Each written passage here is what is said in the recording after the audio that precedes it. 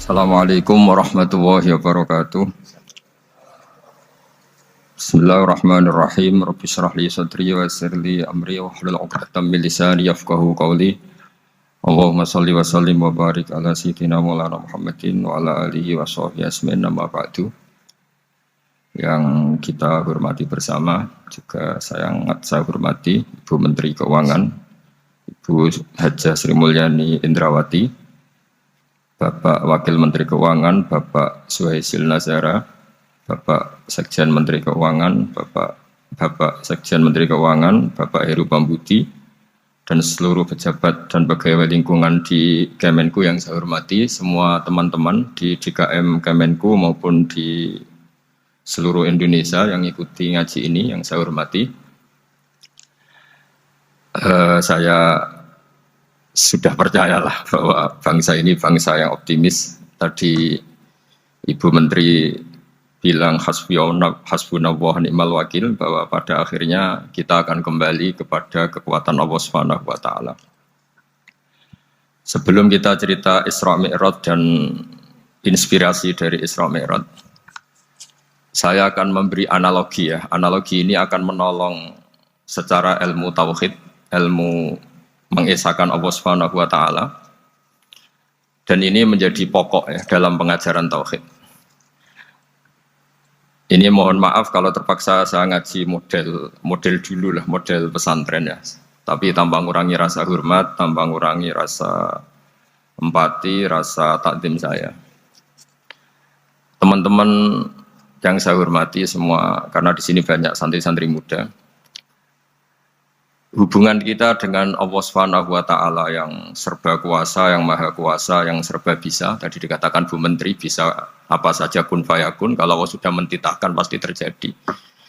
Itu kira-kira seperti ini. Saya ini bawa cincin dari besi mungkin atau dari apa itu? Ya besi lah atau perak. Yang jelas tidak emas ini karena saya cowok. Yang jelas tidak emas. Saya bawa kertas. Kalau Anda saya tanya, kertas ini sama cincin kuat mana? Pasti akan menjawab kuat cincin, karena materinya dari besi. Jawaban itu benar, tapi harus ditambahkan secara materi itu kuat cincin ketimbang kertas. Tapi Anda salah, harusnya menjawab ya terserah Gus Bahak, karena yang megang itu Gus Bahak. Karena bisa saja saya punya rencana menghancurkan cincin ini, sementara saya punya rencana mengabadikan kertas ini. Kira-kira gitu hubungan manusia dengan Allah Subhanahu wa taala. Jadi hal yang kita kira abadi karena materinya kuat, ternyata Allah punya rencana menghancurkan. Sementara yang kita kira lemah atau rentan atau apalah, ternyata Allah punya rencana mengabadikan.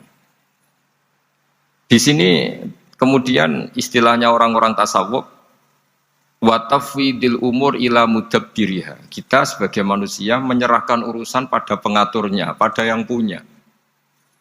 Bukan wilayah kita mengatakan cincin ini lebih kuat ketimbang atau lebih abadi ketimbang kertas. Karena saya punya rencana menghancurkan cincin, tapi ingin mengabadikan apa? Kertas. Sehingga tentang pandemi, tentang tragedi sosial, tentang apa saja, kita tidak pernah tahu rencana Allah itu mana yang lebih awet. Jangan-jangan kita takut pandemi, saya berkali-kali ngaji, mati kita kecelakaan. Jangan-jangan takut kecelakaan, mati kita karena ngelindur, tiru kebablasan, nggak bangun. Gitu. Kita takut mati ngelindur, mati kecelakaan, jangan-jangan mati kita karena likuifaksi, karena gempa atau karena tsunami. Nah, hal-hal seperti ini yang terus menjadikan kita bilang dan berkeyakinan hasbunallah wa ni'mal wakil. Hanya Allah yang tahu dan semua urusan mencukupi kita hanya Allah. Tadi kata Bu Menteri, kita akan menghadapi ini dengan ilmu pengetahuan dan pengalaman. Oke, saya sangat setuju itu. Tapi lagi-lagi bangsa ini dan seluruh tren dunia itu kalau misalnya baru tsunami, ya semua orang ramai ketakutannya pada tsunami. Ilmuwan berteori bahwa tsunami siklusnya sekian tahun per sekian tahun. Nanti pas gempa juga gitu, pas likuifaksi juga gitu. Nanti kalau mudik mungkin ketakutan orang sama kemacetan, sama macam-macam lah. Takut kecelakaan laka di jalan dan sebagainya. Sehingga sebelum ngaji ini lebih jauh, pastikan bahwa tidak dalam wilayah kita mengatakan bahwa cincin ini lebih abadi, lebih awet ketimbang kertas. Tapi kita harus menjawab secara materi cincin itu lebih awet ketimbang kertas. Tapi secara hakikat ya terserah yang mengendalikan, terserah yang punya rencananya apa. Nah, di sini pentingnya ngaji. Karena dari ngaji itu kita akan kembali ke ma'rifatullah, ngerti Allah yang sebenarnya. Sebab itu di surat Isra disebut pada akhirnya ngaji itu apa? Subhanalladzi asra bi 'abdihi lailam minal masjidil haram ilal masjidil aqsa alladzi barakna haulahu. Tujuan akhirnya linuriyahu min ayatina. Bahwa Mi'raj itu hanya bagian kecil yang dingertikan kita betapa dahsyatnya kekuasaan Allah Subhanahu wa taala. Betapa tidak terbatasnya kemampuan dan kebisaan dan kudrahnya Allah Subhanahu wa taala. Makanya masih dikatakan min ayatina itu masih sebagian kecil dari ayat-ayatku kata Allah. Lalu dalam surat Kahfi diterangkan, ketika orang kagum dengan Ashabul Kahfi yang bisa tidur dalam keadaan hidup 309 tahun atau Masehinya 300 tahun, kalau Hijriahnya 309 tahun. Itu mungkin kalau kita ilmuwan, ahli baksil ya, atau ahli apalah, itu mungkin lebih kagum tentang nyamuk. Saya berkali-kali bilang, andaikan kita sepakar-pakarnya, terus disuruh bikin nyamuk itu, nggak usah bikin nyata hidup, bikin patungnya saja.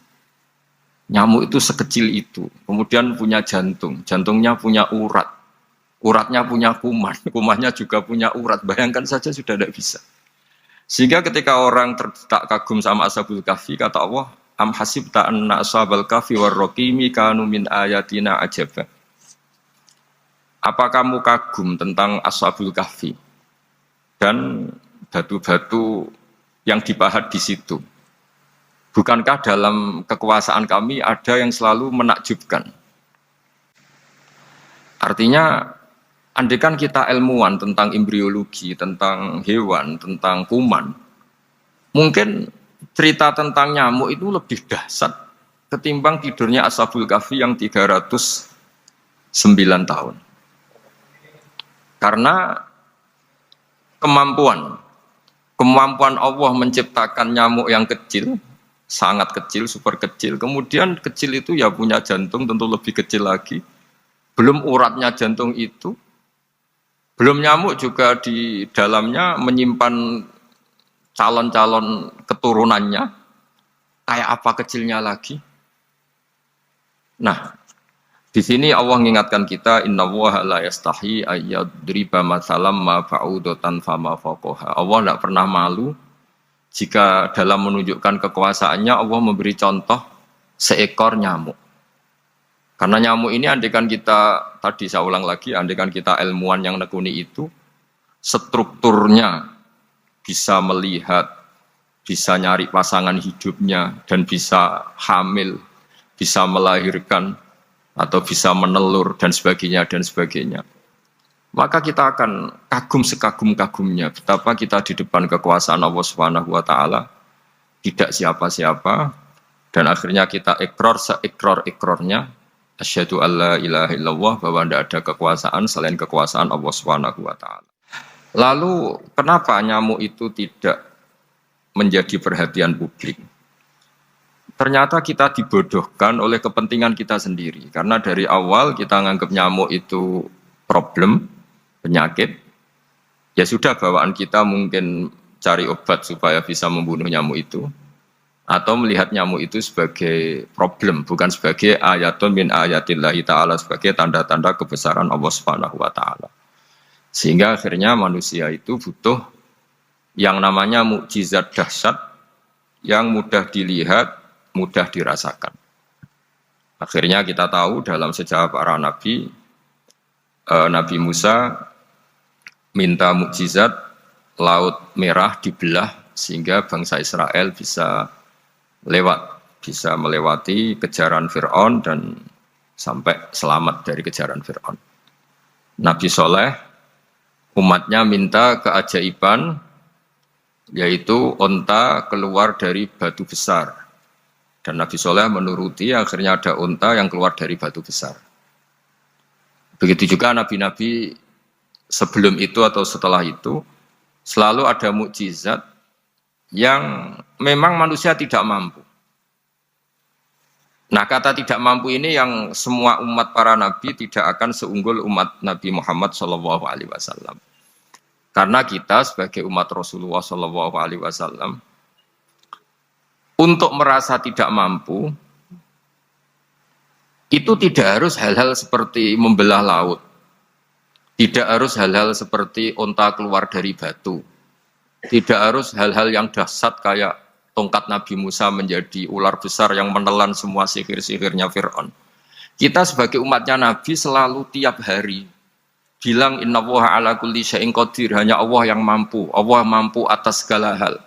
Melihat nyamuk kita iman, melihat hal-hal kecil. Karena kita ketika melihat nyamuk itu mesti kita itu kok hebat nyamuk tanpa rapat, tanpa ada gaji dari Kemenku bisa populasinya dijaga. Padahal musuhnya banyak. Musuhnya nyamuk itu umat manusia yang katanya makhluk paling cerdas di dunia.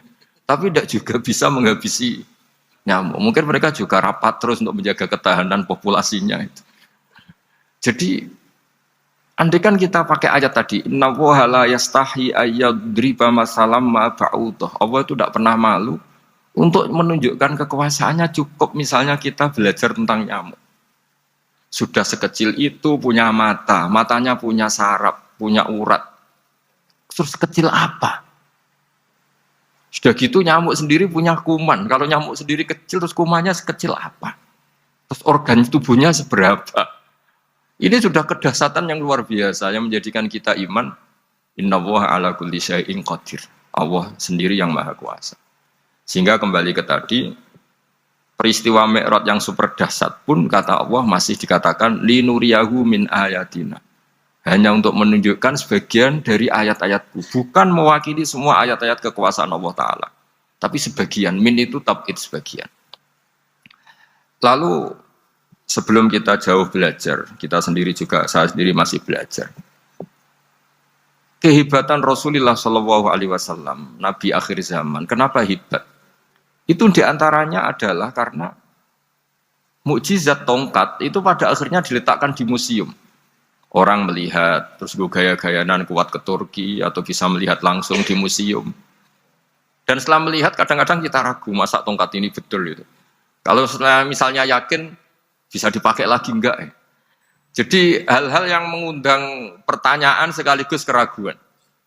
Beda dengan ajaran Rasulullah Muhammad SAW. Ketika Nabi cerita betapa kekuasaan Allah itu super dahsyat. Buktinya ya nyamuk tadi. Kayak apa susahnya bikin nyamuk? Sudah kecil, punya organ tubuh tentu lebih kecil, punya urat lebih kecil lagi, punya kuman yang lebih kecil lagi, dan kuman itu juga punya organ tubuh lebih kecil lagi. Itu mbok kamu udah usah ke Turki, kamu hidup di kampung, di pedalaman, sudah menyaksikan Anallaha ala kulli syai'in qadir, bahwa Allah itu maha kuasa. Nah, ngaji bareng ya, ngaji seperti ini. Saya termasuk kiai yang selalu berkampanye supaya orang ikrar seikrar-ikrarnya bahwa kita ini di tangan Allah Subhanahu wa taala. Saya kemarin-kemarin ngaji sama orang-orang Grab, juga barusan 3 hari yang lalu, 4 hari yang lalu ngaji sama teman-teman disabel atau difabel. Karena mereka kalau dibahasakan disabel gak mau, tapi komunitas internasional mintanya dis pakai bahasa S, tapi kita di Indonesia pakai difabel. Akhirnya kita tahu, ternyata orang yang kita kira menderita karena fisiknya, ternyata kadang lebih bahagia. Karena Allah bisa mengalihkan pikiran untuk positif. Saya berkali-kali guyon di depan para tamu. Saya pernah punya tamu itu perempuan gak cantik miskin lagi. Itu nyata ini. Gus doakan supaya suami saya kaya. Terus saya bilang, memangnya kalau sudah kaya ngapain itu? Ya paling tidak rumah saya diganti, mobil saya diganti. Tapi nanti akhirnya ngevaluasi Anda juga ingin diganti. Gitu. Karena setelah rumahnya mewah, pakai mobil mewah, pasti yang dievaluasi bukan rumah dan mobil, tapi Anda. Kok enggak pas ya wajah gini di rumah saya? Gitu. Kok enggak pas wajah gini kok di mobil mewah? Akhirnya ibu-ibu tadi sudah aku nggak jadi. Jadi mungkin barokahnya pandemi itu nanti Ibu Menteri itu jadi kelihatan hebat karena ada pandemi kok Indonesia bertahan itu. Tapi kalau nggak ada pandemi kan ya biasa aja, memang normal. Gitu. Kiai juga gitu, diuji santri yang kadang beling, umat yang nggak jelas. Itu memang ujiannya. Kalau nggak ada ujian ya nggak keren. Gitu. Kayak ya biasa aja lah kita adepin ya kita tadi kata Bu Menteri ya kita ikhtiar dan berdoa. Lalu saya ulang lagi. Jadi logika itu bisa pakai analogi. Analoginya tadi salah Anda kalau mengatakan cincin ini lebih kuat ketimbang kertas. Yang benar adalah secara materi ini lebih kuat ketimbang kertas. Tapi soal nanti kekuatannya sampai kapan terserah yang punya. Bisa saja saya punya rencana besok ini saya luluhkan, saya hancurkan. Yang ini saya simpan. Kayak apa dulu dinosaurus itu kuatnya kayak apa? Habis. Ayam yang selemah itu sampai sekarang masih. Karena Allah menghendaki dinosaurus diakhiri, sementara ayam tidak. Kayak apa nyamuk itu yang musuhnya orang seluruh dunia. Ditemukan apa, mulai begon apa. Tapi sampai sekarang bertahan. Apa kita perlu konsultasi sama nyamuk gimana ini kok bisa bertahan, resepnya apa? Karena Allah menghendaki itu disisakan masih. Nah, kemudian kenapa ada peristiwa Isra Mi'raj? Saya termasuk orang yang sering menulis tentang fikih sholat, tapi nulis saya untuk diri saya sendiri tak pakai ngaji. Tidak saya bukukan, memang saya sengaja karena ribet biasanya penerbit itu. Terus bicara royalti apa, kita kan mulai kecil dilatih ikhlas, jadi kalau komersial itu jadi bingung. Karena tidak biasa komersial, jadi kalau diajak komersial itu malah jadi bingung. Nabi ketika Mi'raj, ini yang jarang dikaji. Sebetulnya kalimat-kalimat dalam sholat, pertama Rasulullah Muhammad SAW ketemu Allah, itu Nabi maju. Maju ini Jibril sebenarnya mau ikut, karena Nabi bilang, ya Jibril jangan tinggalkan saya sendiri. Terus kata malaikat Jibril, sudah makam saya sampai sini, kelas saya sampai sini aja. Enggak, kamu harus nemani saya.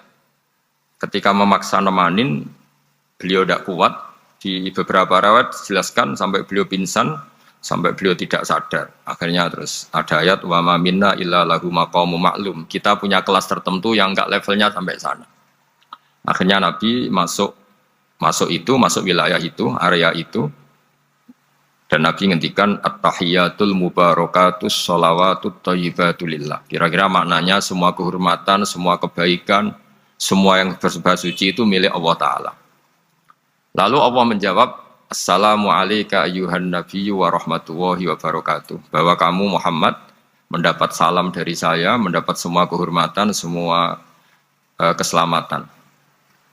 Kemudian Nabi itu karena sebagai hamba yang tidak egois, tidak ingin kalau nikmat dirasakan sendiri, tidak ingin kalau sedang senang beliau sendiri yang merasakan, beliau ngendikan Assalamu alayna wa ala ibadillahi sholihin. Ya Allah tolong bahwa status selamat itu tidak hanya milik saya, tapi milik siapa saja yang soleh. Soleh itu ya sesuai kelas masing-masing. Setelah itu para malaikat melihat kebaikan Nabi yang seperti ini, melihat mentalnya atau keinginannya yang luar biasa untuk baik kepada semua orang, wa ala ibadillahi sholihin. Terus malaikat saat itu rame-rame bersaksi asyhadu alla ilaha illallah wa asyhadu anna muhammadar rasulullah. Catatannya apa di sini? Bahwa ternyata kesaksian tentang syahadat itu dimulai rasa tidak egois. Merasa bahwa rahmat ini harus dirasakan semua orang. Wa ma arsalnaka illa rahmatan lil alamin. Jadi rahmat ini harus dirasakan banyak orang. Kita tahu misalnya Islam melarang narkoba misalnya. Memang narkoba itu mengganggu. Hampir semua kecelakaan rata-rata faktor supir itu narkoba. Begitu juga pembunuhan yang sadis, rata-rata efek dari pengaruh narkoba. Sehingga Islam keras sekali tentang narkoba. Dan alhamdulillah di Indonesia ditangani BNN yang sangat serius melawan narkoba. Nah, keputusan Islam melarang narkoba itu keputusan yang luar biasa, yang menjadi berkah bagi semua.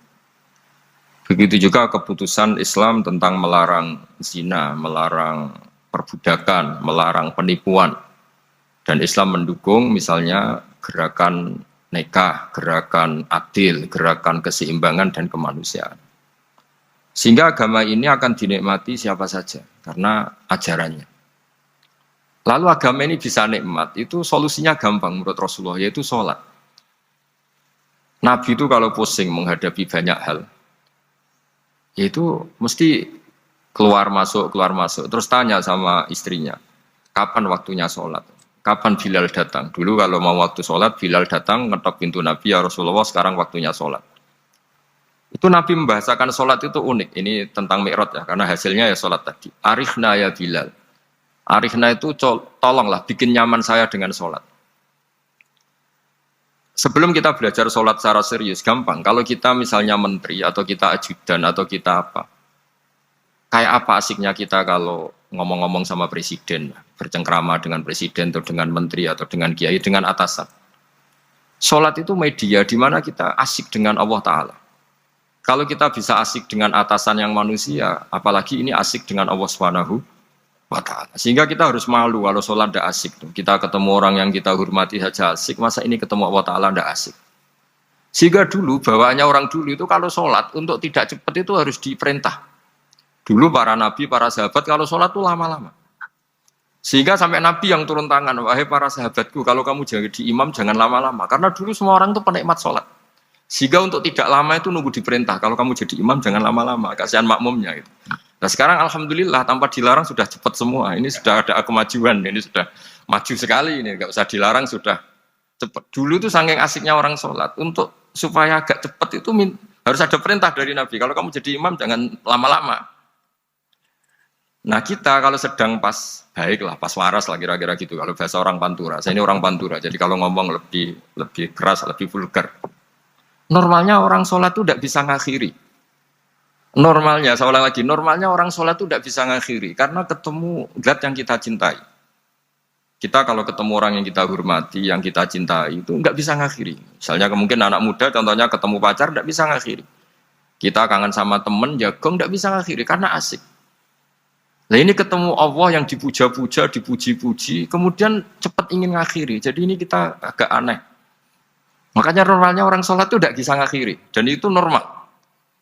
Sehingga dulu ketika Sayyidina Umar itu ditikam sama satu benda yang kayak pancing ini. Panah itu kan kayak pancing ya. Jadi kalau masuk cepat tapi nariknya susah. Karena ada grendelnya. Itu tiap ditarik sakit, tiap ditarik sakit. Dan beliau bilang, nanti setelah saya sholat tarik. Beliau sholat, nyaman. Ditarik itu enggak gerak sama sekali. Karena dia sudah istighraq billah. Sudah nyaman dengan Allah sehingga ditarik itu enggak kerasa. Dulu di daerah sini masih keluarga kita lah, masih keluarga kita semua. Ada seorang wali jadi imam masjid. Itu di PHK sama takmirnya. Karena ketika sujud dia asik terus lama sekali. Sampai 30 menit. Sampai santrinya bilang, "Mbah, sampun, Mbah, sampun." Setelah itu rapat dihentikan. Ditanya, "Kenapa Mbah sujud begitu?" Saya tidak bisa mengakhiri orang nikmati sujud kemudian ingin berhenti. Nah, Sayyid Ali Zainal Abidin yang populer, cucunya Rasulullah SAW, anaknya Sayyid Husain, putranya Sayyid Husain. Itu bapak saya kalau cerita, beliau itu sebetulnya sholat itu hanya ingin 2 rakaat. Setelah sholat 2 rakaat, ya Allah sebagai hadiah nikmat saya sholat 2 rakaat karena asik dengan engkau, saya akan syukur lagi sholat 2 rakaat. Akhirnya ketika nikmati sholat, dia sholat lagi 2 rakaat sampai akhirnya 1000 rakaat. Itu tanpa rasa capek, karena merasa keasikan. Masa momen seasik ini kemudian saya tinggalkan ya Allah. Akhirnya sholat lagi. Sehingga ada seorang wali ditanya, "Kamu ingin masuk surga?" Tanya, "Di surga ada sholat enggak?" Enggak ada kan. Wah kalau enggak ada sholat saya enggak masuk surga. Terus dibilang, "Ya sholat aja."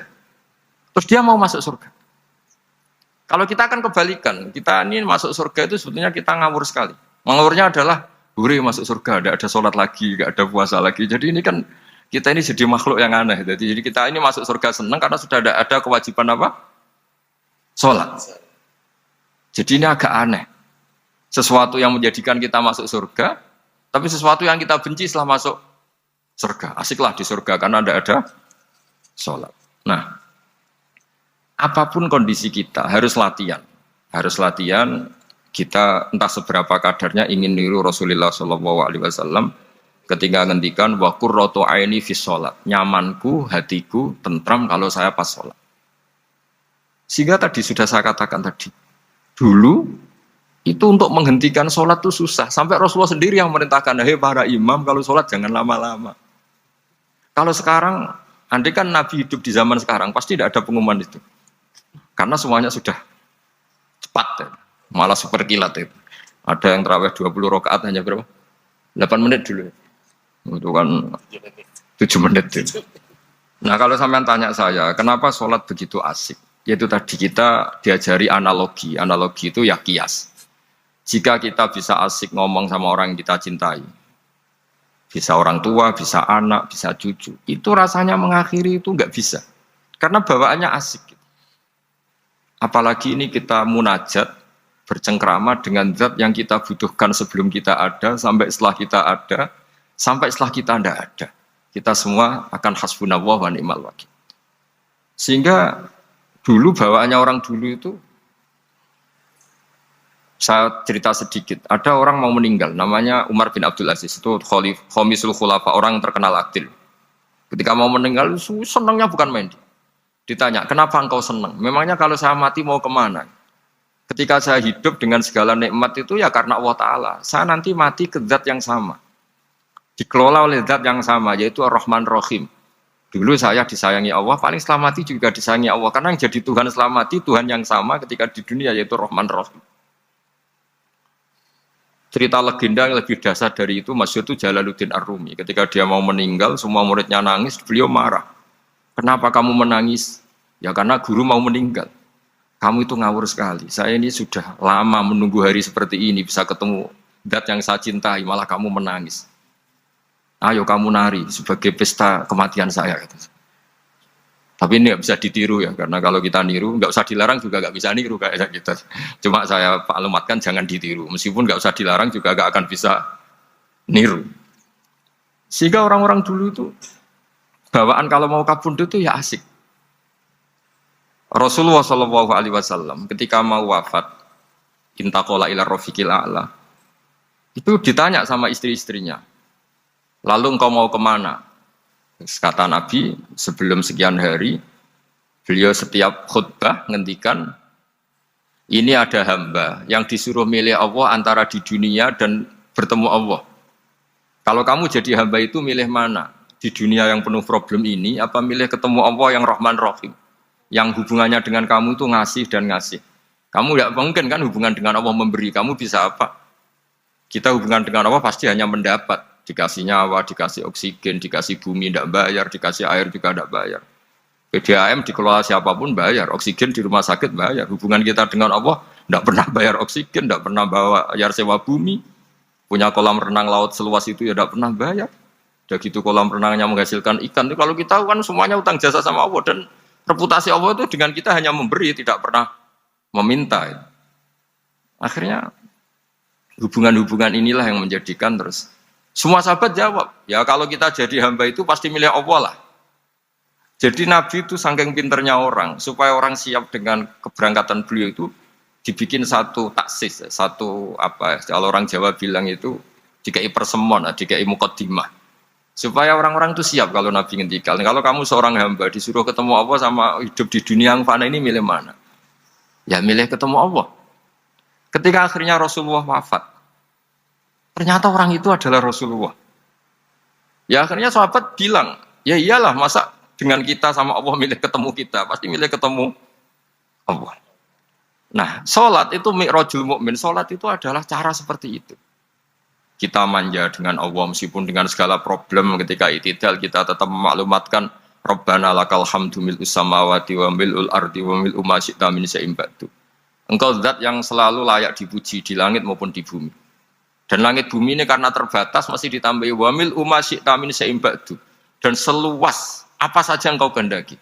Apapun hebatnya langit bumi ini tetap terbatas, ada ruang dan waktu. Makanya ditambahi wamil umasyi tamin seimbadu. Dan segala puji ini memenuhi semua yang engkau kehendaki. Saya berkali-kali bilang kalau hubungan dengan Allah nyaman, caranya gitu. Kalau kita sakit, bayar oksigen. Kalau kita butuh air, bayar PDAM. Allah itu tidak pernah nyuruh kita bayar. Apa saja hubungan dengan Allah. Nah, sholat itu maklumat bahwa kita apapun problemnya, alhamdulillah rabbil alamin. Kita maklumatkan terus bahwa kita bersyukur. Lalu kita Rabbana lakal hamdu. Makanya saya sering kalau disuruh Gus doain supaya pandemi cepat berlalu. Saya ini kan kalau kiai ya, kiai itu tidak apa ya. Saya pernah di Jogja pas gempa. Ya orang-orang ya susah. Saya ini caranya susah saja sampai tidak tahu, karena bukan karena sombong ya, karena ya mau apa gitu. Memang Memang nggak bisa apa-apa kan kita manusia. Jadi saya mohon sholat ini jadi media yang luar biasa. Jadi di antara makalah Imam Syafi'i paling terkenal itu fasihan idama kana fi dzikri rabbih wa fi ma siwahu kana fin nasi ajama. Orang baik itu orang yang fasih. Fasih itu lantang dan cerdas dan vulgar dan nyaman ketika ngomong tentang Allah. Salat itu semua hubungan kita ngomong dengan Allah. Misalnya kabira walhamdulillah katsira. Hanya Engkau yang maha besar ya Allah. Orang yang katanya terkuat di dunia karena presiden superpower misalnya. Nyatanya waya mati ya mati. Kalau nggak makan lemes. Jadi orang kita sadar. Yang katanya orang terkuat, paling hebat. Kalau nggak makan lemes. Artinya ternyata hanya sekuat itu. Dia bisa instruksi seluruh dunia misalnya untuk apa. Ya. Tapi coba apa dia kuat nggak makan 2 hari. Makanya hikmah puasa itu orang tahu. Ternyata makhluk yang paling mulia itu manusia. Kalau nggak makan nasi 1 piring itu ya mati. Berarti hidup nasi sama manusia. Nanti kalau nasi bilang, saya tidak butuh kamu. Tapi kamu butuh saya. Itu habis kita sudah. Makanya ketika ada orang yang mempertuhankan manusia, itu Allah cara menafikan itu hanya bilang, kana yakulanit to'am. Yang kamu tuhankan itu makan. Hanya makan itu kalau dia tidak makan lemes. Jadi kiai itu atau manusia-manusia yang dekat Allah al-arif billah itu ketika mengatakan kabira walhamdulillah katsira subhanahu wa bukrata wa asila itu kelihatan. Makanya Quran kalau mencibir kita, falola in kuntum ghaira madirin tarji'unaha in kuntum shadiqin. Kalau kamu merasa dikjaya, mbok jangan mati, mbok jangan tua. Sudahlah hidup terus. Dikjaya kok mati gak keren. Orang top kok mati itu gak keren. Jadi Allah cara gojlek tuh ya sudahlah kalau kamu hebat jangan mati katanya. Nah, sholat tuh mengingatkan itu terus. Sampai kita bilang inna sholati wa nusuki wa mahyaya wa mamati lillahi rabbil alamin. Gusti, saat ini saya ikrarkan hidupku, matiku semuanya terserah Engkau. Nah, lagi-lagi tadi ketika kita bilang cincin ini lebih kuat ketimbang kertas, Anda salah. Karena itu hanya secara materi. Kuat tidaknya terserah yang mengendalikan. Karena saya punya rencana menghancurkan cincin ini, besok mau saya lebur, sementara saya mau mengabadikan kertas ini. Nah, disinilah terus kita diajari misalnya di surat Yasin yang populer, Allah itu siapa? Allah itu fasubhanalladzi biyadihi malakutu kulli zat yang mengendalikan semua sesuatu. Makanya sholat itu menjadi penting. Saya sendiri termasuk orang yang jarang imami ya, saya selalu jadi makmum. Jadi andekan Mas Zakaria di sini saya juga makmum. Cuma keren saya kayaknya meskipun saya makmum. Karena saya kalau makmum itu bisa ingat Allah terus. Kalau imam itu enggak jaga image. Karena malu kan. Misalnya di masjid kementerian terus sholatnya kok cepet nanti dikira enggak ustadz betulan itu. Kalau mau lama ternyata banyak urusan jadi banyak berpikir gitu. Tapi alhamdulillah ini barokahnya ngaji terus apa ya? Ya hasilnya mi'raj itu ya sholat itu. Sholat ini spesial karena tadi saya bayangkan itu di surga gak ada sholat itu ya terus wopo itu gak asik kan. Itu kalau Imam Ghazali itu membarter kita itu begini. Kalau kamu bangga di kasrotin nisa pasangan kamu banyak, itu ayam lebih kuat ketimbang Anda karena 1 hari 1 jam bisa berapa kali. Kalau Anda bangga bisa makan itu kerbau itu makannya lebih banyak. Nah, kalau Anda bangga atas pengaruh itu tawon itu, ratu tawon itu pengaruhnya lebih besar ketimbang Anda. Dia diam di rumah tapi anak buahnya loyalnya kayak gitu. Artinya kalau manusia bangga itu apa? Ya dengan sholat tadi. Ini karena satu ibadah yang enggak tertandingi oleh makhluk yang lain. Apalagi dalam sholat itu ada semua gerakan yang mewakili semua ibadahnya malaikat. Malaikat itu ada yang ibadahnya berdiri terus. Ada yang rukuk terus, ada yang sujud terus. Dan sholat itu mewakili semua itu. Juga mewakili sosial, karena setelah sholat kita bilang Assalamualaikum warahmatullahi wabarakatuh. Bahwa keselamatan ada di kanan dan kiri. Nah, oke ya, itu sakralnya mi'raj. Tapi di balik mi'raj itu ada hal-hal yang manusiawi. Dan ini yang terjadi di dunia. Ketika Rasulullah melangkai makamnya Nabi Musa, makom itu status.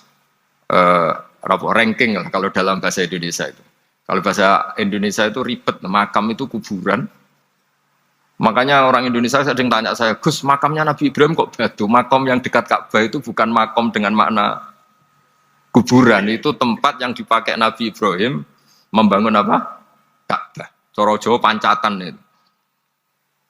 Nabi Musa itu gak terima, komplain sama Allah. Ya Allah, ini lebih junior ketimbang saya. Kenapa makomnya melangkahi saya? Ini tidak fair. Jadi di mana-mana manusia itu kalau disalib junior itu ya tidak terima. Ya ada manusianya. Terus ditanya sama malaikat Jibril, kenapa kamu gak terima? Ini orang Israel, kadung ngira saya ini nabi paling top. Ini kalau sampai konangan saya kalah sama Muhammad tuh malu saya kata. Jadi artinya ya ada sisi manusia. Itu ada kitabnya saya. Terus ya tapi memang Nabi Muhammad lebih top ketimbang kamu. Memang dia nabi pilihan, Sayyidul Awalin wal Akhirin. Oke, kalau saya kalah dengan dia gak apa-apa. Tapi umatnya jangan ya. Maksudnya umatnya bangsa Israel harus lebih top ketimbang kita. Makanya orang Israel sampai sekarang begitu itu ya memang ada sanatnya, nggak mau kalah. Karena usulnya Nabi Musa memang nggak boleh kalah. Terus kata Allah, ya tidak bisa. Memang yang paling top tetap umatnya Muhammad, bukan umat kamu. Tetap kamu kalah. Sehingga setelah kalah dan menang itu kita terus tidak tahu. Misalnya begini ya, penemu komputer atau penemu mobil sama yang beli mobil itu hebat mana? Kalau bicara keilmuan ya hebat penemunya. Tapi kalau bicara kapitalistik, udah bikinkan mobil yang mewah gini-gini, nanti tanggal ini jadi ya. Hebat mana yang nyuruh sama yang disuruh? Kalau logikanya pakai gitu. Hebat mana yang nyuruh sama yang disuruh? Artinya, kamu milih jadi mana? Penemu mobil, hebat kan? Tapi terus sama orang kaya diminta, bikinkan ini, speknya seperti ini, selesai gini. Hebat mana? Nyuruh sama disuruh? Menyuruh. Tapi yang nyuruh tidak bisa bikin mobil, yang disuruh bisa. Pinter mana? Pinter yang disuruh. Tapi pertanyaannya, wong bisa nyuruh ngapain bikin sendiri? Pinter mana? Ini mohon maaf karena di sini banyak orang nggak jelas-jelas juga. Artinya terus subjektivitas manusia ini tetap ada gitu. Kalau bisa beli ngapain bikin gitu. Tapi kalau bisa bikin ngapain beli. Nah mungkin perdebatan di kementerian atau di yayasan atau di kampung-kampung atau di apa mesti begitu. Dari itu di Mi'raj juga digambarkan. Digambarkan bahwa antar nabi ini ya ada kompetisi. Wa fi dzalika falyatanafasil mutanafisun. Tapi bedanya nabi dengan kita itu satu. Nabi itu kalau keliru dengan tanda petik, Nabi itu kalau keliru itu jadi berkah. Itu bedanya kita. Kalau kita keliru kan keliru betul. Kalau Nabi itu tidak kelirunya itu jadi berkah. Ini saya punya dua contoh kalau boleh dibahasakan ya kekeliruan Nabi atau dengan tanda kutip kekeliruan Nabi. Tapi saya ulang lagi dengan tanda kutip. Nabi Musa itu ketika Nabi Muhammad ditanya, kenapa kamu dipanggil jauh-jauh? Disuruh sholat 50 rakaat. Nabi Ibrahim nggak komplain karena beliau nabi yang baik. Semua nabi nggak komplain kecuali Nabi Musa. Kata Nabi Musa, jangan Muhammad, kebanyakan itu. Bilang ke Allah supaya diskon. Nabi kembali sama Allah, ya sudah tak kurangi 5. Turun lagi masih berapa? 45. Masih kurang. Itu sampai 9 kali. Akhirnya terkurangi berapa? 45 rakaat. Itu Nabi Musa masih bilang, udah minta lagi keringanan. Itu kalau diruti nggak jadi sholat kan? Kalau satu lagi kan masih terus hilang itu kewajiban sholat. Nah, Nabi Musa sebetulnya itu bukan karena kasihan kita, bukan dia nggak empati dengan kita, beliau nggak empati sama kita, tapi gara-gara Muhammad, umatku yang lebih kuat, lebih ganteng aja nggak mampu melakukan sholat 50 rakaat, apalagi umatmu. Dia memang orang Israel kan ganteng-ganteng, kuat-kuat, jadi dia pede. Umatku yang lebih keren, lebih ganteng saja gak kuat, apalagi umatmu. Jadi sebetulnya dia minta keringanan itu karena corong Jawa ngeprekno kita, menyepelekan kita bahwa makanya saya ingin memberitahu Nabi Musa kalau ada umatnya Rasulullah yang namanya Sayyid Ali Zainal Abidin yang satu hari sholat 1000 rakaat. Jadi nanti kalau ketemu Nabi Musa, ini 50 aja, ini kuatnya malah 1000. Nah akhirnya tapi barokahnya Nabi Musa yang sentimen ini, sholat gak jadi 50 tapi 5. Itu bedanya Nabi sama kita. Ada contoh yang lebih ekstrim, kelirunya Nabi itu Nabi Yunus. Nabi Yunus, tapi keliru yang barokah, saya ulang lagi. Nabi Yunus itu memaklumatkan ke masyarakatnya, nanti itu kalau kamu tidak nurut sama saya ada azab. Anggap saja azab itu hari Kamis lah. Besok hari apa ini? Besok hari Kamis ya? Besok hari apa? Apa hari itu? Rabu apa Kamis? Besok. Besok.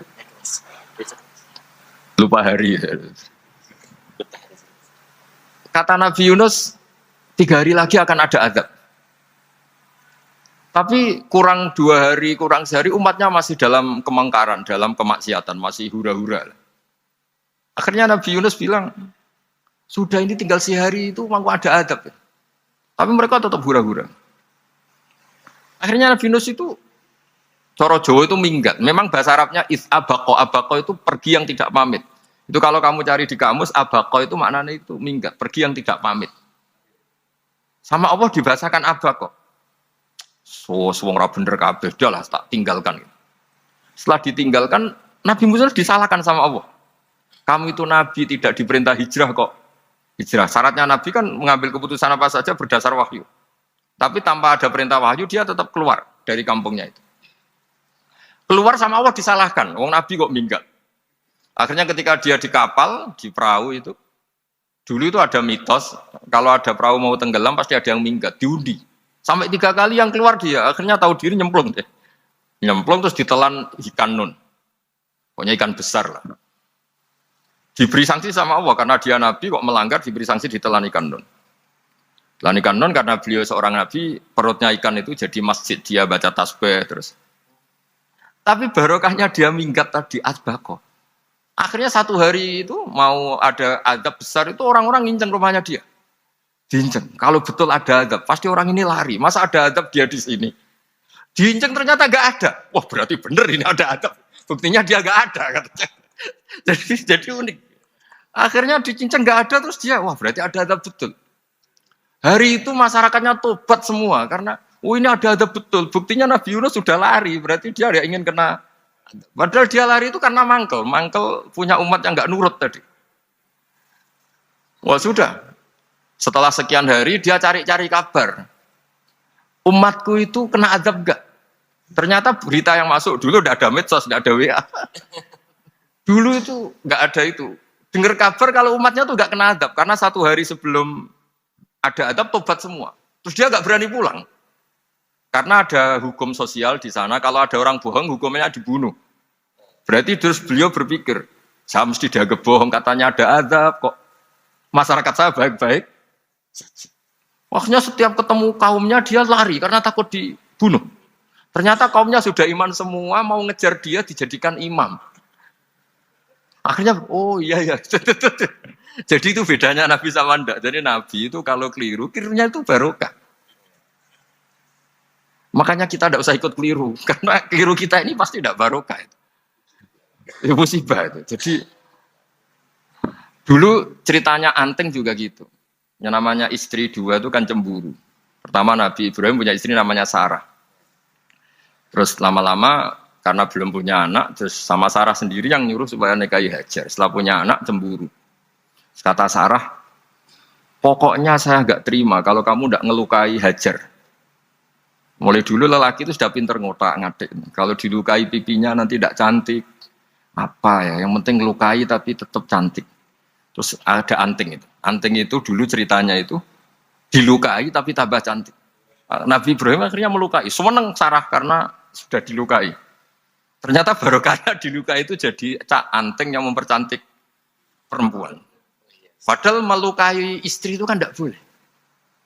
Tapi ini Nabi, ada saja cara yang dipilihkan Allah untuk ya tadi keliru saja barokah. Itu bedanya Nabi sama kita. Makanya disebut mimbabi hasanatil abrar sayyatul muqarrabin. Jadi Nabi itu sama seperti Nabi Adam. Nabi Adam itu dilarang Allah nggak boleh makan khuldi. Akhirnya makan terus harus hidup di dunia terus jadi dunia seperti ini. Tapi itu menjadikan harapan seluruh dunia bahwa Allah itu maha baik. Ketika ada yang diberi sanksi, tetap diminta tobat dan dianjurkan tobat. Dan Allah berjanji setiap yang tobat pasti diterima.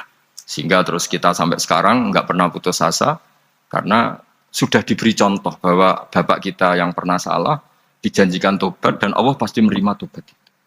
Jadi ini bedanya kita dengan Nabi. Jadi semoga lewat apa pengajian ini atau ngaji bareng ini kita tahu lah. Kalau kita ahli astronomi atau ahli meteorik mungkin takut kita kejatuhan meteor. Kalau ahli gempa mungkin takut lempengan kita gini terus gempa. Kalau ahli tsunami takutnya tsunami. Kalau ahli sosial takut chaos. Kemudian mungkin yang ahli perbankan takut ras. Jadi kalau nuruti takut ya takut lah. Tapi cobalah kita iman lagi. Tadi kata Bu Menteri sudahlah punya hasbunallah wa ni'mal wakil, ya sudah, Indonesia pasti akan baik-baik saja dan kita akan selalu berharap dengan kecerdasan, dengan ikhtiar, tapi kita akan selalu berdoa kepada Allah Subhanahu wa taala. Saya kira demikian dan mohon maaf, monggo berdoa bareng-bareng. Al-Fatihah. Bismillahirrahmanirrahim. Ar-Rahmanir-Rahim. Maliki yaumiddin. Shiratal ladzina an'amta 'alaihim ghairil maghdubi 'alaihim waladdallin. Bismillahirrahmanirrahim. Nahmaduka ya wali ya hamid wa salli wa sallim wa barik ala sayyidina Muhammad wa ala alihi wa barik wasallam asma'in. Wa salli ala anbiya'ika rusulika asma'in. Allahumma ij'alna ya wa ahla baldatina aminina mutma'innina alladziina la khaufun 'alaihim wa la hum yahzanun. Waj'alna salimin wa ghanimin mu'afin min kulli bala'id dunya al-akhirah. Waj'al ya Allah salamatana salamatan yusla biha kitabukal karim. Wa salamatan ya Allah nazkuruka katsiran fi sholatina wa siyamina ya Allah. Wa taj'alana ya Allah mimman ya'buduka wa mimman yarjuka wa mimman yakhafuk. Allahumma ya ij'al hadhil baldatan thayyibatan mubarakah baldatun thayyibatu wa rabbun ghafur bi haqqi tatabi alaika wa na'maika ya Allah. Wa nahnu nasku ilaika ya Allah du'fana ya Allah wa qillata hilatina. Fa'adrikna ya Allah daiman wa fi kulli hal bi alaika wa na'maika hatta nakuna ya wa salimin mu'afin min kulli bala'id dunya al-akhirah. Rabbana atina fid dunya hasanah fil akhirati hasanah wa qina adzabannar. Sallallahu alaihi sayyidina Muhammad sallallahu alaihi wasallam. Subhana rabbika rabbil izzati amma yasifun.